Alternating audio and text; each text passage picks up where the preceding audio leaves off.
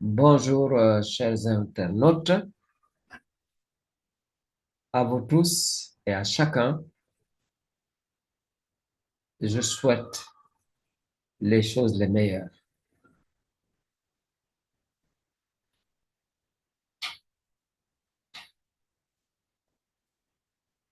Après vous avoir salué chacun en son nom et prénom, au nom du Dieu de la paix, nous disons bien le Prince de la paix. Nous venons cette fois-ci continuer notre entretien relatif à ce temps favorable qui s'appelle le temps du carême. Aujourd'hui, dans notre marche synodale quotidienne, nous allons avancer en eau profonde. Effectivement, nous voulons visiter avec vous les retombées de cette période qu'est le temps du carême. Les retombées personnelles.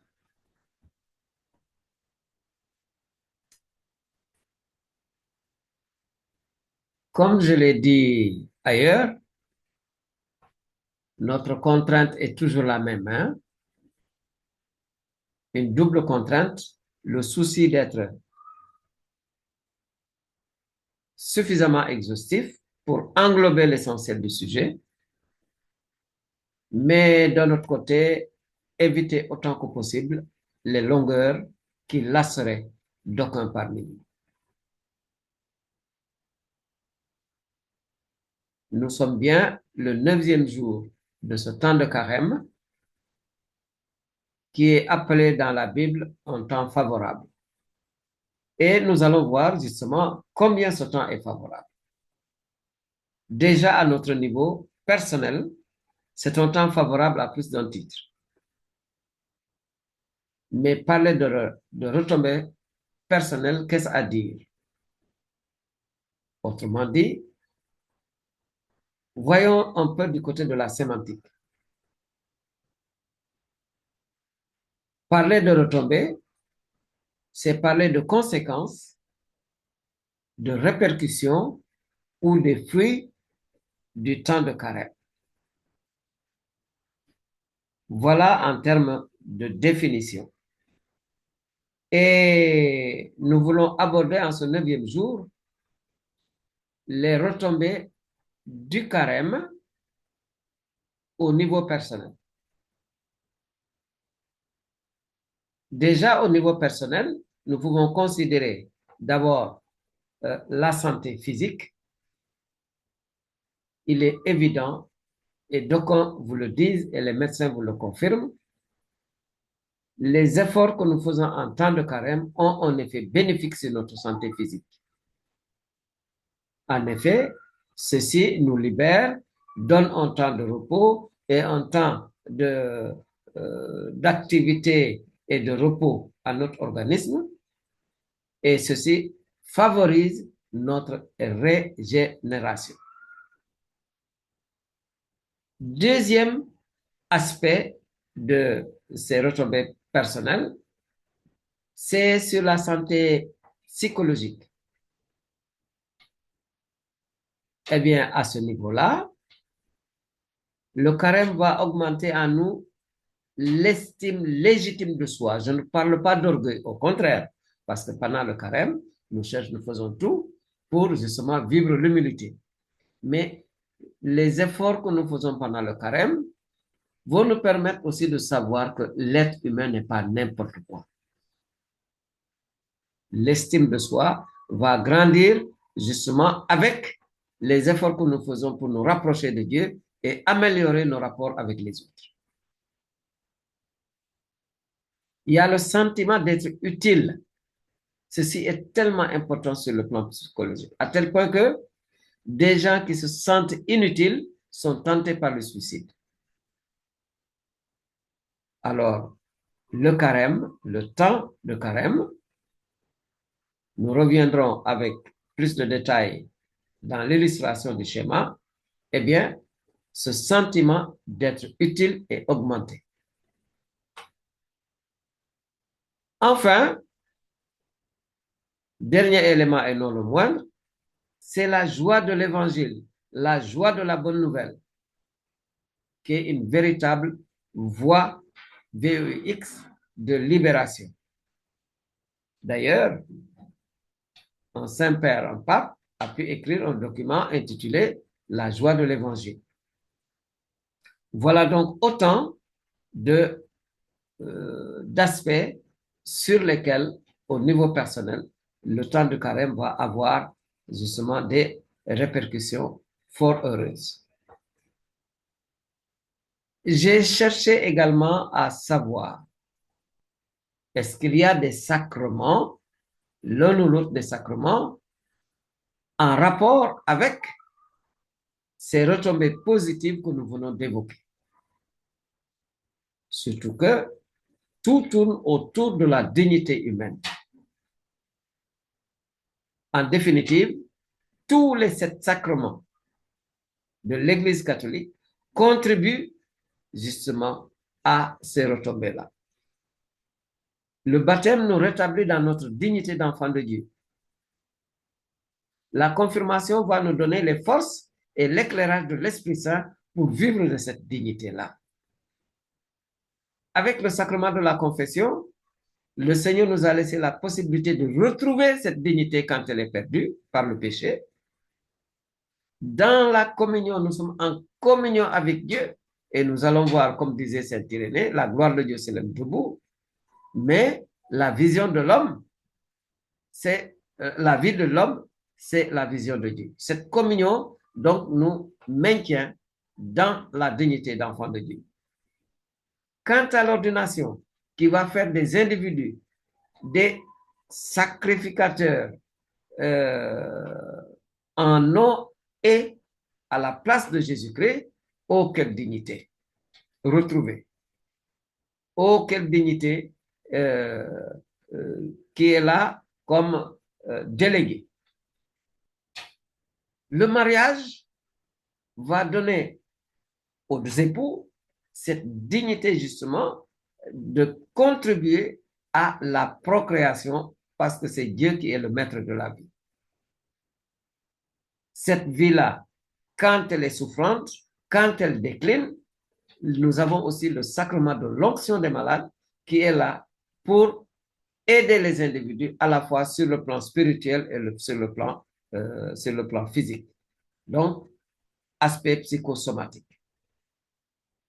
Nous nous réjouissons de la cohérence qu'il y a dans ce souci de retrouver la dignité humaine et que nous avons dans les sacrements. Et quelles sont les sources et les ressources qui nous permettent ou qui nous confortent dans ce que nous venons de dire là? Quand nous allons au niveau de la Bible, alors déjà les références que je vous avais données par le passé par rapport au partage sont toujours valables, mais considérons en profondeur et de plus près Genèse au chapitre 1, les versets 26 à 28. Là, nous voyons la dignité de l'homme créé à l'image et à la ressemblance de Dieu. Ça, c'est la Bible. Quand nous en venons au magistère, au niveau universel, nous avons également des enseignements. Mais avant d'en arriver là, citons déjà saint Irénée qui, comme je vous le disais, nous a laissé ces paroles fort réconfortantes. La gloire de Dieu, c'est l'homme vivant et la vie de l'homme, c'est la vision de Dieu. Quant au magistère au niveau universel, au niveau de Rome, nous avons par exemple le Conseil pontifical Justice et Paix qui a produit un document extraordinaire qui s'appelle Compendium de la doctrine sociale de l'Église. Eh bien, dans ces numéros 20 à 25 et les numéros 34 à 48, nous avons tout un enseignement sur les sources de la dignité humaine et ses manifestations et les appels justement pour conserver cette dignité. Le magistère universel. Nous avons aussi le magistère local au niveau, par exemple, des évêques de la conférence interterritoriale Sénégal, Mauritanie, Cap-Vert et Guinée-Bissau, dans son mandement de carême 2025, que je vous cite tous ces temps-ci, mais cette fois-ci, plus précisément, aux pages 10 et 11. Avec nos maigres moyens, nous avons aussi, dans le passé, tenté de faire un enseignement beaucoup plus fouillé sur ce que nous vous disons actuellement. C'est au niveau de YouTube, dans la chaîne Lumen Gentium TV, et le titre de l'enseignement, c'est Le Carême en bref. Et cet enseignement est à la fois en français, en sérère et en wolof. Voilà donc pour aujourd'hui ce que nous vous avons apporté en partage. Vous comprenez maintenant facilement ce schéma que nous avons évoqué à plusieurs reprises et nous n'avons pas fini de l'exploiter. Donc le carême, quand nous parlons de marmite qui repose sur 3 pierres, nous pouvons aussi utiliser l'image de la tente qui repose sur 3 piliers. La prière, la pénitence et le partage. Pour le sujet d'aujourd'hui, nous pouvons considérer la prière comme un chargeur téléphonique universel.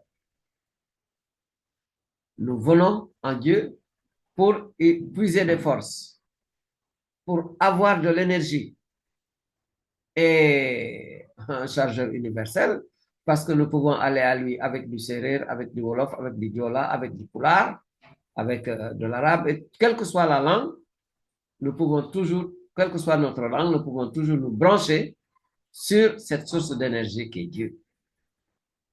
Eh bien, la pénitence va être là pour purifier tout ce que nous avons fait et justement chercher à plaire davantage au Seigneur. C'est la prière et la pénitence aboutissent forcément et logiquement au partage et à l'aumône. Ce n'est pas pour rien, encore une fois, que le Christ nous dit, eh bien, Matthieu 25, 31 à 46, ce que vous avez fait au plus petit des miens, c'est à moi que vous l'avez fait. Et Saint Jean de la Croix ira dans ses méditations, et c'est ce par quoi nous allons vous laisser. Il dit, au soir de notre vie, nous serons jugés sur l'amour. Et oui, parce que Dieu est amour. Nous avons ceci, eh bien, en Philippiens 4, 8. Pardon, première de Jean, au chapitre 4, au verset 8. 1 Jean 4, 8. Dieu est amour. Allahu Mahabbat. Que ce Dieu d'amour nous confirme dans sa proximité et nous facilite la proximité de ceux qui ont besoin de nous. Amen. Au nom du Dieu unique, Dieu d'amour, au nom du Père et du Fils et du Saint-Esprit. Amen.